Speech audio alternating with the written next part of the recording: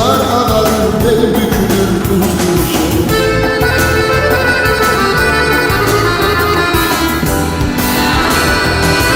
Kalıb o ellerimin izleri bende, kalıb o Babil'in sözler bende.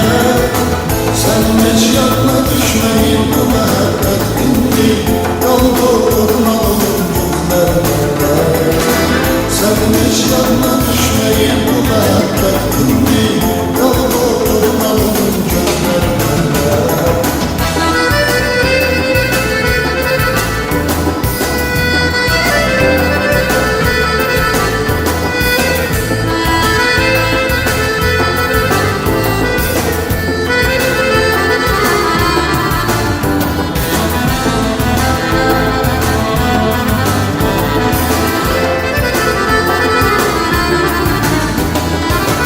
Görürsen hayrine bilmem bu kadar ah edilen, bu fani dünyanı dert ocağına benzedilen. Bu ocağın da tüstüsü kör edip gözlerimi, iri adımlar ile uçuruma doğru gidilen.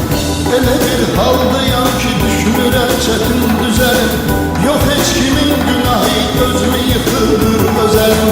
Əslində ayrılığı istemirdik hiçbirimiz, Allah'ın kısmetidir kaçmak olmuyor güzel.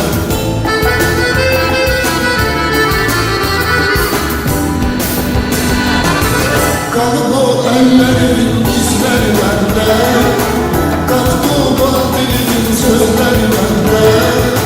Senin hiç yanına düşmeyin bu mehabbet indi, kalıb o ormanın gözleri bende.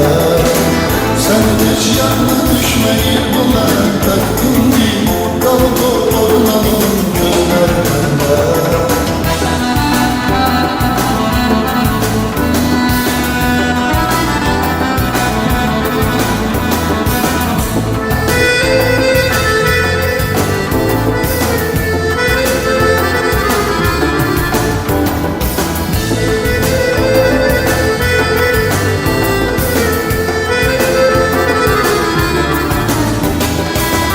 Hara gitsem, hara baksam, hara salsam da nezer, yine o gül cemalın gözlerimin önünü bezer. Düşünende bu hayaldır, sen özün uzaktasan, ahır bu gözlerimin yaşı olur belki kader. Ne için bana bu kadar zülmediyim çarkı felek, ben melek sandığım ahırda melek geldi kelek. İsti bir yay gecesiydi, o beni terk eledi, gafleten yağdı yaş, koptu tufan esti külek.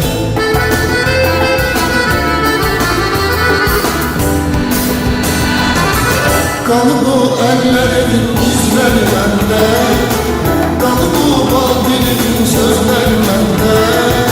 Senin hiç yanına